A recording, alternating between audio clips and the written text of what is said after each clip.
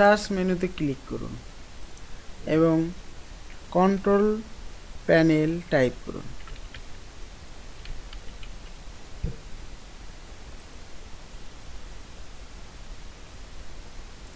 এখন ইউজার অ্যাকাউন্টে ক্লিক করুন। ইউজার অ্যাকাউন্টে আবার ক্লিক করুন। এখন চেঞ্জ ইওর অ্যাকাউন্ট নেমে ক্লিক করুন। এখন আপনার ইউজার নেমটি টাইপ করুন।